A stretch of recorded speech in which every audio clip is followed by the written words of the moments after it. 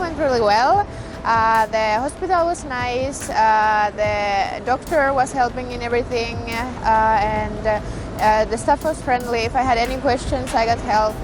And Istanbul overall was really nice town. There was many nice sites in there, like Taksim and the Blue Mosque and the Hagia Sophia.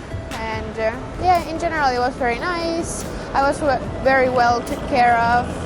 Yeah, and the operation went well.